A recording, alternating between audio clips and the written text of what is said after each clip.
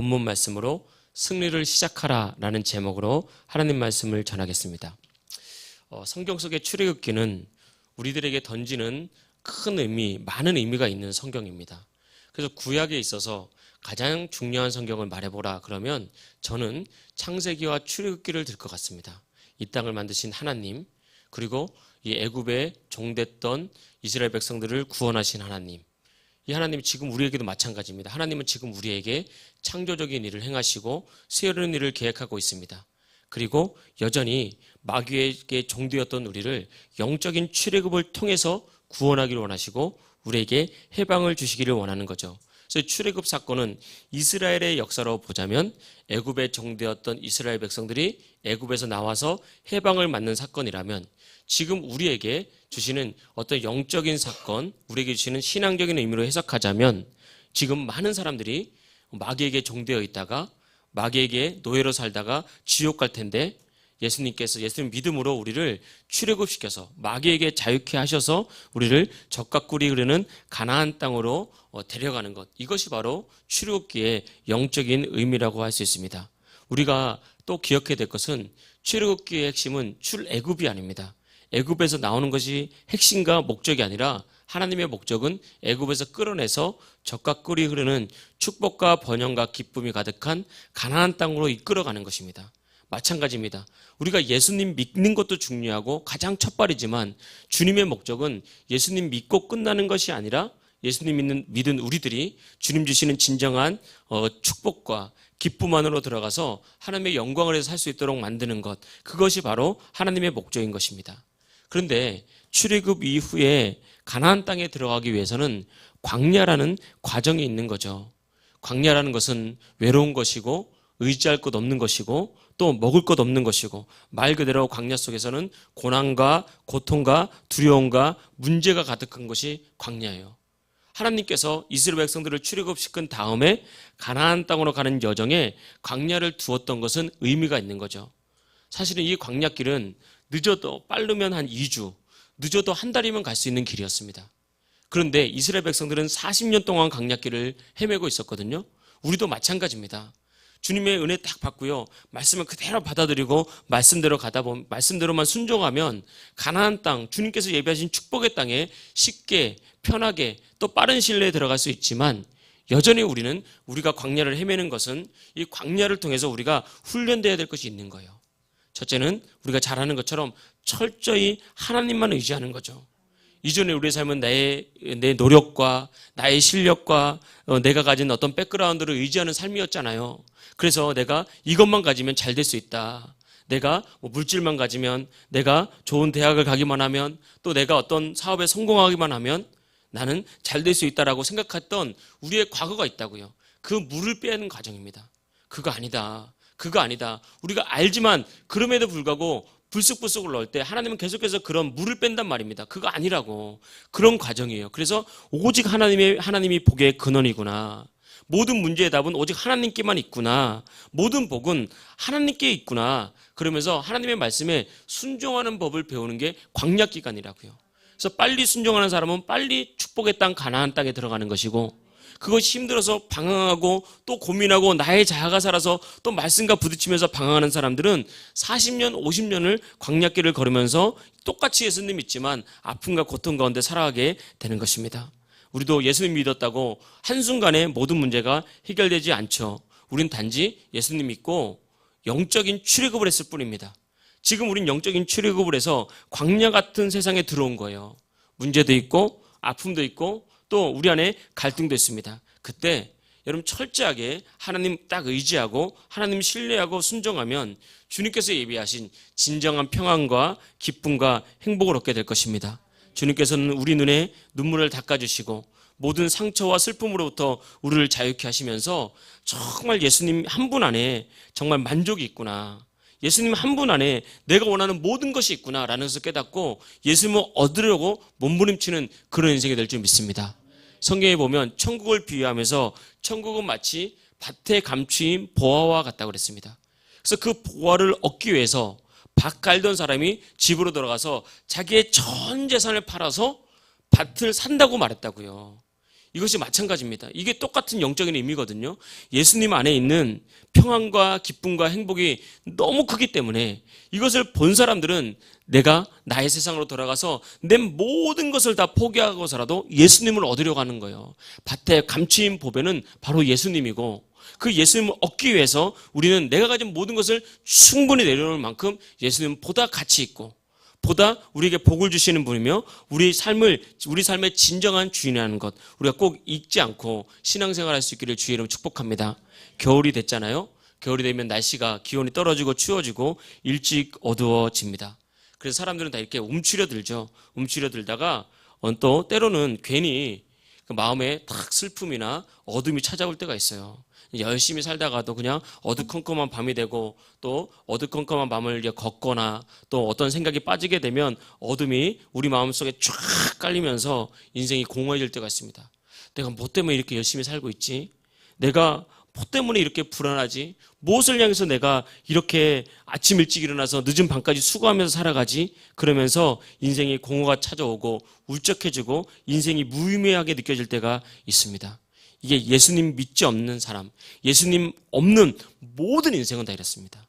겉으로는 뭔가 더 가진 것 같아서 웃고 있는 것 같고 행복한 것 같지만 그러나 어둠이 깔리는 어떤 순간이 올 때 누구나 그 사람은 인생에서 해결할 수 없는 삶의 의미와 공허함과 외로움과 슬픔과 아픔을 가지고 살아가는 거예요. 영적인 고아란 말입니다. 의지할 곳 없는, 이렇게 아프지만 이렇게 외롭지만 이렇게 공허하지만 정말 내 마음을 다 터놓고 누구 한 명에게 의지할 수 없는 그런 인생을 다 살아가는데 예수님 없는 인생은 다 이런 인생을 살아갑니다.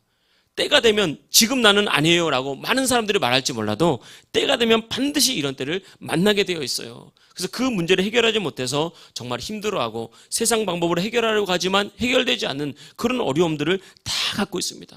여러분 많이 배웠다고 그게 없는 줄 아십니까? 아니에요. 많이 배운 사람일수록 오히려 더 그게 큽니다. 그래서 제가 한번 여러분에게 소개를 해드린 적이 있는데 연세대학교 음대를 나왔어요. 연세대학교 음대면 우리나라에서 가장 좋은 음대 중에 하나잖아요. 그리고 독일로 유학까지 갔어요. 그래서 정말 성악을 해서 너무 잘했어요. 근데 독일로 가서 이제 의사 남편을 만났어요. 이제 한국에서 의사인데 또 유학으로 온 거예요. 그 남들이 보면 와 연세대학교 졸업했죠. 또 독일까지 유학을 갈 수 있는 유복한 가정에 있죠. 결혼했는데 남편은 의사예요.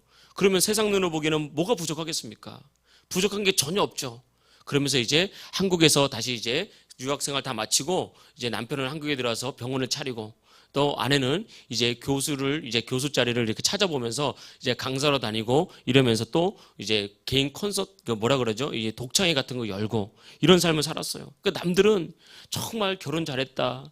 정말 인생이 순탄하다. 행복하겠다. 그런데 또 딸 하나 아들 하나를 또 낳았어요.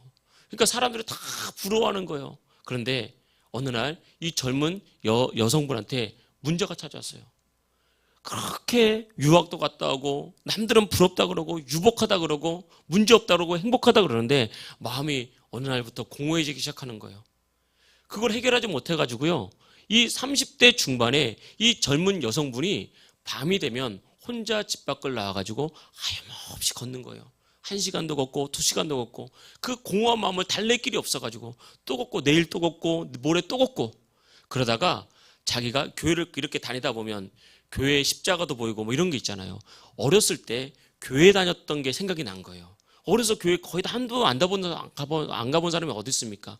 성탄절날 발표도 해보고 선물도 받아보고 그때 어려서도 뭐 교회에서 왔을 수도 있겠지만 또 어려서 순수할 때 행복들 그래서 그 마음 가운데 교회를 한번 가볼까라는 생각이 든 거예요. 성령님이 그의 마음을 노크를 한 거예요.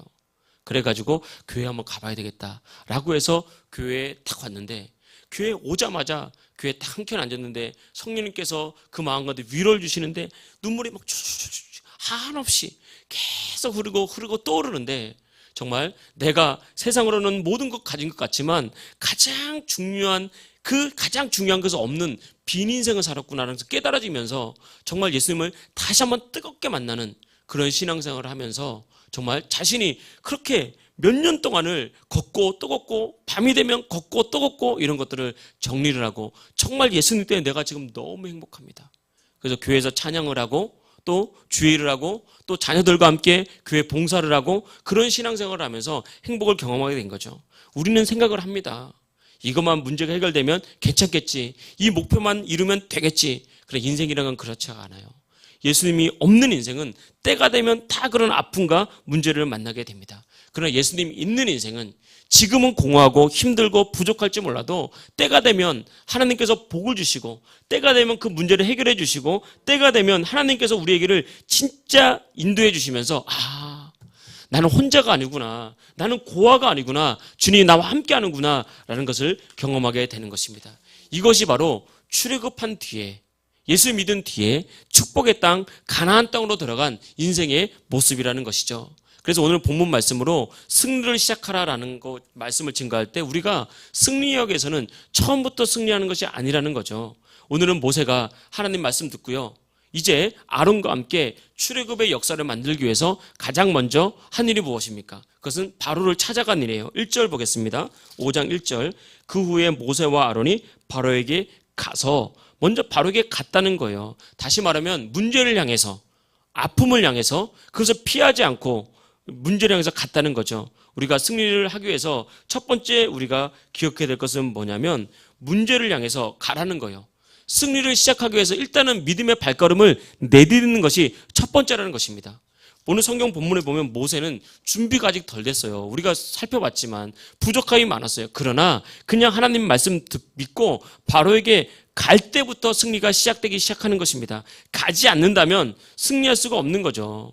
그래서 중요한 것은 우리 삶에 많은 문제가 오고 상처가 오고 불안가 오고 불안이 오고 염려가 올 때 일단은 하나님 앞에 가거나 반대로 문제를 향해서 담대하게 가는 것이 필요합니다. 내가 믿음으로 무엇인가 도전해야 그 문제가 해결이 되는 것이죠. 그때 모세가 가지고 갔던 것이 하나가 있습니다. 이어서 읽겠습니다. 이르되 이스라엘의 하나님 여호와께서 이렇게 말씀하시기를 모세는 말씀을 들고 갔다고요. 그러니까 바로 앞에 칼을 들고 가야 되잖아요. 왕인데 그럼 바로와 싸우려면 무엇인가 보이는 능력 있는 것을 가지고 가야 되는데 모세는 말씀을 믿는 믿음 그리고 말씀 가지고 승리를 향해서 갔다는 것입니다. 이것이 첫째 승리 시작하는 방법이에요. 우리가 믿음 생활하면서 이걸 잘 기억해야 됩니다. 여러 가지 문제와 두려움과 불안과 아픔이 있을 때 일단 하나님을 딱 신뢰하고 주신 말씀 가지고 그냥 담대하게 문제를 향해서 일단 가야 됩니다. 열왕기 상에 보면 이제 엘리야를 잘 대접한 사르밧 과부가 나오죠. 마지막 남은 밀가루와 기름으로 빵을 만들어서 엘리야를 섬겼더니 하나님께서 이 사르밧 과부에게 복을 주셨습니다. 그래서 그 당시에 3년 반 동안 이스라엘과 주변 지역에 기근이 생겨서 비가 오질 않아가지고 먹을 것이 없었는데 이 긴 시간 동안 이 사르밧 과부의 집에 있는 기름통에 기름이 떨어지지 않았고 밀가루통에 밀가루가 떨어지지 않았어요. 엄청난 축복을 받았죠. 그런데 이후에 문제가 생겼어요. 우리 삶에도 축복이 오지만 때가 되면 또 문제도 오게 되어 있거든요. 어떤 일이 있었냐면 과부에게 아들이 하나 있었잖아요. 그 아들이 시름시름 앓다가 병들어서 죽어버렸습니다. 그러니까 아들 하나 보고 사는 이 사르밧 과부가 얼마나 마음이 괴롭고 고통스럽겠습니까? 그래서 엘리야 선지자를 찾아갔어요. 하나님의 사람이여, 당신이 내 아들을 죽게 하려고 여기까지 왔습니까? 왜냐하면 엄마가 가만히 보니까 이전까지 건강했는데 이 사건이 가만히 보니까 이유를 찾는 거죠. 마치 엘리야 선지자 때문에 이것이 온 것처럼 그렇게 누군가를 원망하기 시작했어요. 그때 엘리야 선지자는 이 과부의 마음을 이해했어요. 단순히 이거는 원망하는 그 마음이 아니라 얼마나 고통스러웠으면 다른 데 하소연할 데 없으니까 이 엘리야 선지자에게 와서 하소연하는 거다. 이렇게 알고 있었다고요. 그래서 그 마음을 헤아리고 난 다음에 엘리야 선지자가 이 과부에게 말했습니다. 아들의 죽음을 나에게 달라. 나에게 가지고 오라. 그리고 난 다음에 이 엘리야가 이 시체를 받아가지고 자기가 거처하는 다락방에 데리고 올라가서 자기의 침상에 이 아이의 죽음을 뉘어놨습니다. 그리고 성경을 보니까 이 아이의 몸을 이렇게 3번 펴서 자기의 몸을 그 위에 3번 폭에서 엎드리고 기도했습니다. 그러면서 이 엘리야가 하나님, 이 아이의 혼이 떠나서 죽었으니 이 아이의 혼이 다시 돌아와서 살게 해주십시오 라고 기도했을 때 성경을 보면 엘리야의 기도를 듣고 그 혼이 들어와서 그 아이를 다시 살게 했다라고 그렇게 말하고 있어요. 얼마나 담대한 믿음입니까? 아니 시체를 달라니요. 죽음을 달라니요. 이것은 다시 말하면 내가 해결하지 못할 문제, 그거 안 된다, 이건 힘들다, 포기하고 절망하지 말고 하나님 그 문제에 싸워서 이겨보겠습니다, 그 문제를 향해서 가겠습니다, 이 말이라고요. 그렇게 해서 시체를 받아다가 믿음으로 행하고 기도하니까 어떻게 됐습니까? 하나님께서 이기게 하잖아요. 그래서 여러분 항상 기억해야 될 것은 문제가 올 때, 두려움이 올 때, 내가 할 수 없다는 생각이 올 때는 항상 마음에 이렇게 부담감도 오고 하기 싫은 마음도 들고 두려워진단 말이에요. 그때 꼭 기억해야 될 것은 항상 담대하십시오. 담대하십시오. 우리가 첫 발을 뛸 때 하나님께서 역사하십니다. 아무것도 하지 않으면 하나님께서 침묵하고 있어요. 그런데 그냥 어떻게든 부족하더라도 하나님 딱 믿고 하나님 해보겠습니다라고 문제를 향해서 첫 발을 띄고 사명을 향해서 첫 발을 내딛고 내가 승리를 향해서 첫 발을 내딛으면 그때 하나님께서 역사하기 시작한다는 거예요. 여호수아가 이스라엘 백성들을 데리고 가나안 땅으로 진군할 때 마지막 요단강을 건너야 했습니다. 강에 물이 넘치고 물살이 빨라서 절대 맨몸으로는 건널 수 없는 그런 상황이었다고요. 우리가 알잖아요. 이렇게 여름에 홍수 같은 거 나면 계곡에 가보십시오. 그러면 집도 떠내려간다니까요. 그런 상황 속에서 어떻게 맨몸으로 건넙니까? 그때 하나님께서 여호수아에게 말했습니다. 일단 제사장들이 벗개를 메고 물에 들어가게 해라. 물에 들어가게 해라. 이해할 수 없는 거예요. 불가능해 보이죠. 두렵죠. 그러다가 제사장 한 명이 떠내려가면 다 이스라엘 전체가 믿음 안에서 막 무너질 것 같지 않겠습니까? 그런데 여호수아는 하나님 말씀을 믿고 제사장들에게 명령을 했습니다. 자, 지금부터 너희를 정결하게 해라. 그리고 벗개를 매라. 그리고 제사장은 제일 앞에 가서 요단강 물에 들어가라. 이렇게 말했다고요. 그래서 항상 담대해야 됩니다. 항상 선봉에 서는 사람들, 가정에 선봉에 서는 가장들, 교회에서 우리가 주의 일을 맡은 우리 집사님들, 권사님들, 속장님들 항상 강하고 담대해야 돼요. 사람의 눈으로 보기는 항상 어려워요. 여러분 이 세상 살아가 보십시오. 만만한 게 과연 몇 개나 됩니까? 뭔가 도전하고 이루려고 그러는 건 다 어렵고 다 힘들어 보이고 다 내가 못할 것 같아요. 그런데 말씀 딱 붙잡고 이 급물살이 흐르고 있는 이 요단강에 발을 들여놔야 된다고요. 그래서 이 말씀 듣고 이 제사장들도 여호수아의 말씀, 하나님 말씀에 순종해서 발을 담궜다고요. 첫 번째 발 담그고 두 번째 발 담궈서 이 발이 발목과 무릎 좀 올라올 때 그때 하나님께서 역사했습니다. 그때 요단강 물이 쫙 갈라지면서 온 이스라엘 백성들이 마른 땅으로 요단강 물을 건너게 된 것이죠. 그렇게 믿음으로 시작하니까 하나님께서 역사하는 거예요. 막한 마귀는 일단 힘드니까 하지 마, 일단 두려우니까 하지 마, 이렇게 자꾸 얘기한다고요. 이게 마귀의 방법이에요. 그래서 지금 못하게 만들어요. 근데 성령님 반대예요. 아니다, 일단 시작해봐, 내가 너에게 능력 줄게. 일단 시작해봐, 환경 열어줄게. 일단 시작해봐, 도와줄게. 주님 이렇게 말씀하시는 거예요. 그때 그 말씀 붙잡고 나가야 진정한 승리를 얻을 수 있습니다. 마귀가 주는 생각 붙잡으면요, 당장은 편한 것 같고 당장은 문제가 없는 것 같지만 때가 되면요, 그게 함정이 돼가지고 우리 인생에 파도 같은, 집착 같은 문제가 온다고요. 그제서야 우리가 깨지고 두 손 들고 오지 말고 참된 승리를 가지고 정말 작은 도전 앞에서 믿음으로 승리할 수 있기를 주의 이름으로 축복합니다. 그래서 승리를 원한다면 첫째는 항상 믿고 첫 발을 내딛어라. 승리를 위해서 문제를 향해서 가라라는 것입니다. 여러분 성령 받기 원한다면, 정말 성령 받기 원한다면 단 한 가지예요. 발을 내딛는 법. 주님, 나에게 성령 충만 주십시오라고 간절히 기도하는 것부터 시작하면 됩니다. 내 안에 있는 악한 습관을 끊어내버리고 싶습니까? 주님, 내 안에 이렇게 내가 벗어버리고 싶은 악한 습관이 있는데 하나님, 내가 이기고 싶습니다. 도와주십시오 라고 기도하면서 예수 이름으로 명령하니 악한 습관을 붙잡고 있는 더러운 귀신은 떠나갈지어다 라고 명령하고 싸우십시오. 행복하고 싶다면, 축복받고 싶다면 가만히 있지 말고 믿음으로 승리를 향해서 나갈 때 주님께서 반드시 우리를 이기게 할 줄 믿습니다.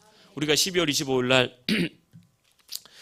제가 사진 한번 보여드리려고 했는데, 사실 저희가 2015년 12월 25일 날 안양에서 교회를 처음 시작했습니다. 그때 이제 제가 사진이 있는데, 그때 보면 이 자리에 계신 분들이 좀 몇 분 계세요. 우리 장한정 집사님도 계시고, 첫 예배 드릴 때 아마 여기 장병수 권사님 가정, 그리고 우리 김효중 집사님 가정, 우리 장한정 집사님 그때 있었어요. 그때 물론 그때 계신 분 중에 없었던 분도 몇 분 계십니다.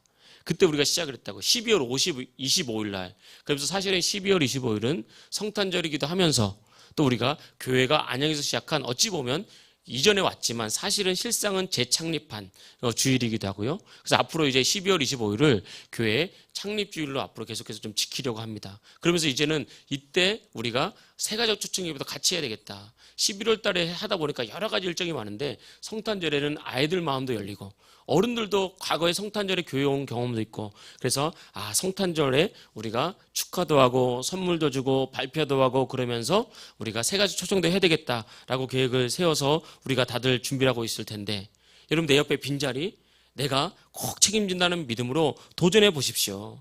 여러분 안 된다고 하면 안 되는 거지만 담대히 전하고 도전하면 됩니다. 특히 전도를 할 때는요 우리가 여러 가지 순서들이 있겠죠. 우리가 신뢰도 주고 가깝게 친해지고 또 복음을 전할 때가 되면 항상 복음을 전할 때 예수님을 전할 때는 진중하게 전하는 게 좋습니다.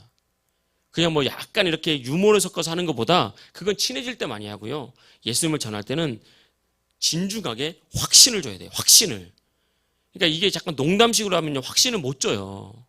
어떻게 되냐면 진짜 농담을 하지 말고 진지하게 부드럽지만 확신에 찬 담대함으로 예수님을 진짜 믿으면 진짜 당신 안에 있는 아픔을 주님께서 분명히 해결해 줍니다. 아시고 해결해 주십니다. 예수님을 정말 믿으면 당신 안에 있는 불안을 해결해 주시고 주님 진짜 참된 기쁨을 주시고 때로는 제대로 믿으면 질병도 치유되고 당신의 가족과 자녀에게도 하나님께서 새로운 축복을 주십니다 라고 확신을 줘야 돼요. 확신을 반드시 확신을 줘야 됩니다. 그러면 때가 되면요 이게 내가 사람은 다 인간의 한계에 부딪힐 때가 있거든요. 그때 확신에 찬 그 간증과 그 전도가 반드시 기억나게 되어 있어요.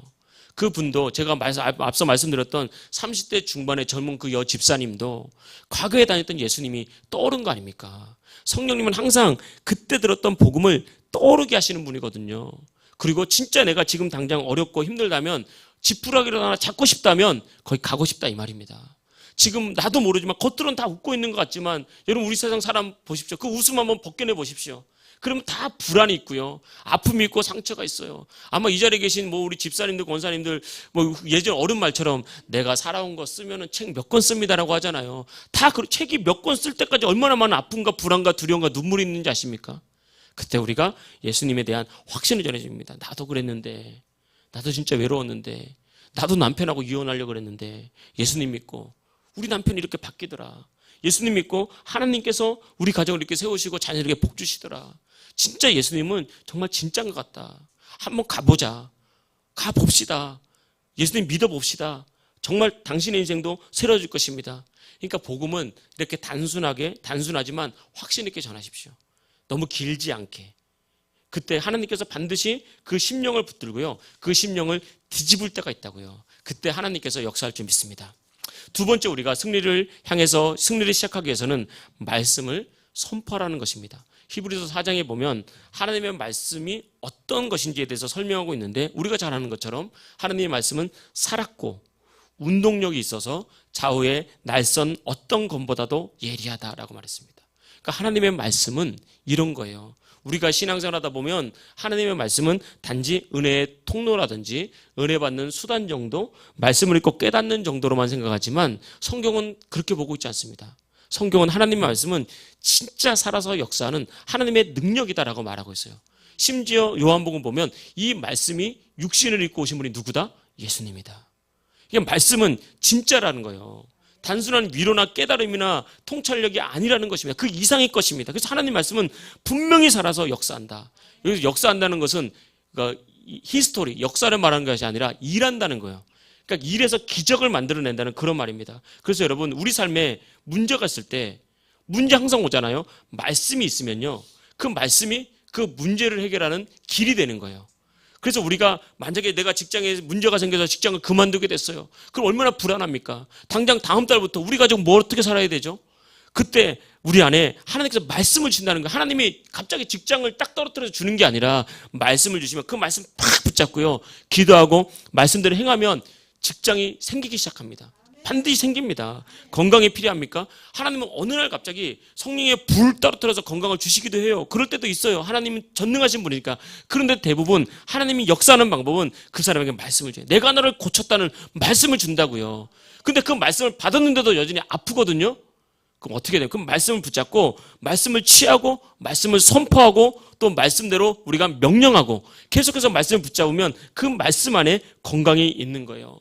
가정의 문제, 자녀의 문제, 직장과 사업의 문제, 나의 문제도 마찬가지예요. 우리 안에 있는 문제, 우리 안에 해결되지 않는 불안함들, 해결되지 않는 원망스러운 마음들, 상처들, 그런 것들을 원수 마귀가 딱 붙잡고요. 계속해서 우리를 끌어내리거든요.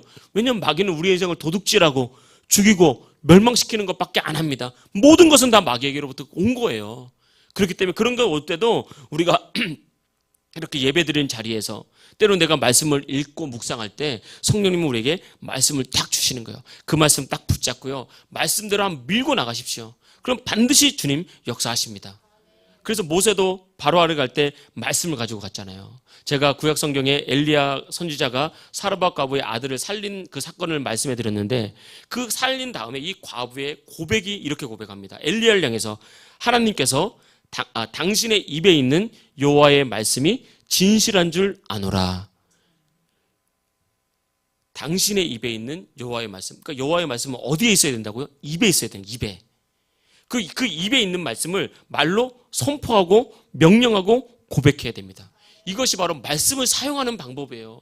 많은 사람들이 말씀을 알고 있지만 아는 것으로 끝나지 이걸 사용하지 않으니까 역사하지 않는 거예요. 제가 늘 말씀드리지 돈 10,000원 있지만 배고프면 이거 돈 10,000원 가지고 도시락이라도 사 먹어야 배가 부르죠. 그런데 10,000원은 가지고 있어. 그런데 아무것도 안 사 먹어요. 굶어 죽는다니까요. 말씀은 알았어요. 들어서. 말씀 들어서 깨달았어요. 근데 그 말씀을 사용해야죠. 그 사용하는 방법이 바로 말씀을 말하는 거예요. 문제를 향해서 말씀을 말하십시오. 질병을 향해서 말씀을 말하십시오. 예수님께서 채찍에 맞음으로 나의 집을 고쳤다고 했으니 하나님 나는 건강해졌습니다. 뼈, 인대, 근육, 마디, 힘줄 모든 염증은 떠나가고 나는 건강해졌습니다. 이렇게 자꾸 고백하십시오. 때로는 하나님 의사가 나를 진단하고 나를 고치지만 이 병을 온전히 낫게 하시는 분은 하나님이시니 의사의 손 위에 기름 부어 주십시오. 이렇게 말씀을 자꾸 고백하라니까요. 우리가 말씀의 능력을 경험하지 못하는 이유는 하나님이 우리를 사랑하지 않아서가 아니고 여러분이 믿음이 약해서도 아닙니다. 이걸 사용하지 않아서 그래요. 어린아이도 10,000원짜리 들고 가서 아저씨 음료수 주세요. 그러면 음료수 줍니다. 어른도 줍니다. 어린이라고 안 주질 않아요. 우리가 예수님 믿었다면 여러분 믿음이 없어서 말씀의 능력을 경험하지 않는 게 아니라 사용하지 않아서 믿음이 없다고 생각하지 말고 믿는 자들에겐 다 똑같은 축복과 특권을 주셨다니까요. 그러니까 자꾸 이걸 사용하면 하나님 열어주십니다. 물질을 향해서 질병을 향해서 문제를 향해서 우리 자신의 불신앙을 향해서 계속해서 말을 하십시오. 그래서 말씀을 알고 있지 말고 말씀을 사용할 때 우리는 승리하는 그런 인생 될 줄 믿습니다. 마지막 세 번째는 우리가 승리를 시작하기 위해서는 믿음의 싸움을 싸울 준비를 해야 됩니다. 우리의 삶은 믿음의 싸움인 거죠. 그래서 에베소서에 보면 사람의 인생이란 것은 혈과 육을 상대하는 것이 아니다. 그러니까 사람의 인생이라는 것은 사람에 대한 것이 아니다. 하늘에 있는 악의 영들과의 싸움이다라고 말했어요. 다시 말하면 믿음의 싸움이다. 영적인 싸움이다 라고 말을 했다고요. 그래서 우리가 보기에는 육과 혈에 속한 보이는 문제 같아요. 돈 문제 같고요. 건강 문제 같고요. 가정 문제 같아요. 다 그렇게 보여요. 왜냐하면 문제는 그렇게 오는 거예요. 내 마음의 문제 같고. 그런데 이것이 가만히 살펴보면 영적인 문제라고 성경이 말을 하고 있어요. 막 내가 교회를 다니는데 어느 날 막 교회가 가기 싫어요. 이제 힘들어서 막 답답해서 그만두고 싶어요. 이게 내 마음의 문제가 아니라 내 마음 배후에서 하나님과 멀어지게 하려는 영적인 싸움이라는 것을 알아야 됩니다. 마귀가 우리를 끌어내리는 거예요. 막. 그래서 하나님과 멀어지게 만들고 결국 실패하게 만들고 구원을 취소되게 만들려고 마귀가 그러는 거예요. 때로는 물질의 문제도 마찬가지고 가정의 문제도 마찬가지고 자녀의 문제도 마찬가지예요. 특별히 부모님이 자녀를 키울 때 자녀들에게 여러 가지 이렇게 갈등이 생기고 어려움이 생기고 그러면요. 그것처럼 괴로운 게 없어요. 그거 너무너무 괴롭습니다. 부모가. 그때 우리가 기억해야 돼요. 이건 자녀의 문제가 아니다. 자녀 배후에서 역사는 악한 영의 문제다라고 딱 깨닫고요. 그걸 자꾸 자녀에서 기도해주고 자녀를 붙잡고 있는 악한 영을 자꾸 예수 이름으로 내어 쫓고 대적하고 쫓아버려야 됩니다. 그것이 우리가 싸우는 방법이고 우리가 믿음의 길을 걸어가야 될 방법이고 그때 우리가 승리하게 되는 거예요. 그래서 우리가 신앙생활 할 때 싸울 줄 아는 신앙생활 하십시오. 할렐루야. 싸울 줄 아는 신앙생활. 이기는 습관을 들여야 돼. 이기는 습관을. 작은 일에도 시험에 들어서 넘어지고 또 조금만 힘들면 넘어지고 쓰러지고 이러면요. 하나님도 방법이 없어요. 하나님 말씀을 주시는데 능력 주시는데 내가 힘들다고 주저앉아 버리면 더 이상 어떻게 합니까? 그게 아니라 하나님 나를 도우신다는 확신을 가지고 싸울 줄 아는 시간, 신앙, 이기는 습관을 길러야 되는데 많은 그리스도인들이 여기서 실패하는 거예요. 힘드니까 그냥 주저앉아버려요. 어려우니까 그냥 포기해버려요. 그러면서 주저앉거든요. 그래서 싸울 줄을 모르는 거예요. 싸울 줄을. 문제를 돌파할 줄을 모르는 거예요. 그 우리의 능력이 아니거든요. 그냥 예수 이름 부르고 믿음의 선한 싸움을 싸우겠습니다 그러면서 말씀만 선택하고 말씀을 선포하고 나가면 결국은 이기게 되는 건데 이게 영적인 싸움의 방법이라고요. 그러니까 사람을 상대하지 말고 상황을 상대하지 말고 영적으로 승리하십시오. 그러면 사람을 상대할 지혜를 주시고 문제를 이길 능력을 주님께서 공급해 주시는 것입니다. 모세가 이렇게 하나님의 말씀을 듣고 바로에게 갔잖아요. 근데 바로에게 이스라엘 백성들 보내십시오. 하나님이 말씀했습니다. 그러니까 바로가 아이고 그렇습니까? 얼른 가십시오. 그랬습니까? 아니라고. 야, 하나님 누구냐 도대체? 니네가 믿는 하나님 누구기에 내가 니네를 보내야 되냐? 그러면서 니네가 정신을 못 차렸구나. 시간이 남아들어서 쓸데없는 생각하는구나. 그러면서 이스라엘이 노예였잖아요. 노역을 더 중하게 시키는 거예요. 옛날에는 이제 짓불로 진흙을 이겨가지고 이제 벽돌을 진흙만 하면 이게 약하니까 이제 짓불 같이 섞어가지고 막 진흙을 이겨서 벽돌을 만들었는데 이제 집은 공급해줬거든요. 근데 야, 집도 주지 마. 집도 가서 자기들아 준비하고 하고 만약에 100장 만들었으면 100장 똑같이 만들게. 그래서 일이 2배 늘어난 거예요. 더 핍박과 박해와 어려움이 있겠죠. 우리가 믿음으로 나갔다고 단번에 이길 거라고 생각하지 마십시오. 싸워야 됩니다. 우리가 지금 우크라이나와 러시아 전쟁이 1년이 넘어가고 있잖아요. 저 팔레스타인 전쟁이 지금 3개월, 4개월 넘어가고 있잖아요. 3개월, 4개월이 뭡니까? 거의 저기도 거의 1년 가까이 돼가는 것 같아요. 그 정도로 지금 전쟁이란 것은 단 한 번 싸워서 이기는 것이 아니에요. 지속적인 싸움이 있고 또 지속적인 어떤 전투가 있는 거죠. 그때 우리가 기억해야 될 것은 믿음의 싸움이라는 것은 저항이 있다. 박해가 있다. 핍박이 있다. 이게 중요합니다. 이때 중요한 건 기세예요. 기세. 고대 전쟁에서는 지금처럼 미사일이나 전투기가 아니잖아요. 고대 전쟁은 군사를 쫙 모아놔요. 그러면 전쟁의 제일 앞장선 장수가 이제 깃발을 높이 들면서 함성을 외치죠. 그러면서 적군을 이길 수 있다라고 하면서 도전을 주면서 맨 마지막에는 와 하든지 함성을 지르게 만들어요. 왜냐하면 전쟁은 기세입니다. 특별히 고대 전쟁은 기세라고. 영적인 싸움이 이거 마찬가지예요. 적군이 아무리 두렵다 해도요. 성경은 뭐라고 말했냐면 마귀는 자기의 모든 전력을 잃어버린 적군이에요. 우리는 중무장한 하나님의 백성입니다. 싸우면 무조건 이기게 되어 있어요. 근데 문제는 시작조차 두려워서 못하는 거예요. 싸움은 기세입니다. 담대하십시오. 이길 수 있다고 믿으십시오. 주님 역사하면 반드시 된다고 믿으십시오. 이게 바로 말씀대로 갖는 믿음, 긍정적인 믿음, 담대한 믿음이라는 거예요. 그래서 기세라는 것은 승리에 대한 확신을 딱 갖는 거예요. 나는 이길 수밖에 없다. 하나님 역사하신다. 도와주신다. 이것이 하나님 도우신다. 이 믿음을 가지고 싸워야 됩니다. 그래서 문제가 오면 좌절하고 두려워하지 마십시오. 문제가 오면 좌절하고 두려워서 예배도 못 나오거든요. 그 마음은 이해합니다. 그 마음은 마귀가 원하는 거라고요. 오히려 힘들고 어려울수록 말씀을 들어야 됩니다. 말씀이 능력이니까. 벌써 어디라도 아프면 마음이 약해져서, 물론 큰 질병 이런 게 아닌 이상은 벌써 마음이 약해져서 예배부터 무너지고 기도부터 무너지거든요. 그래서 마귀가 계속해서 속삭여요. 야, 너 그러다가 더 힘들어. 그러다가 더 다쳐. 그러다가 더 막 잘못될 수 있어. 마귀가 계속해서 그렇게 하거든요. 우리가 물론 주의해야 될 건 주의해야 하고 준비해야 될 건 준비해야 되겠지만 그게 아니라는 거예요. 그 마귀의 속임수에 속지 마십시오. 마귀는 거짓의 아비고 처음부터 거짓말한 자입니다. 문제가 올수록, 어떤 면에서는 질병이 생길수록, 어떤 면에서는 박해가 올수록 그때 예수 이름을 높이 들고 승리의 깃발을 들고 예수 이름 부르십시오. 예수님 도와주십시오. 예수님 나는 이길 수 있습니다. 믿는 자에겐 능치 못함이 없는 줄 믿습니다. 이렇게 담대히 나가라고요. 믿음의 싸움은 기세예요. 기세. 항상 할 수 있다고 말해 주십시오. 여러분 남편에게, 아내에게, 자녀에게, 또 교회에게 할 수 있다고 말해 주십시오. 전도 어렵습니까? 할 수 있습니다.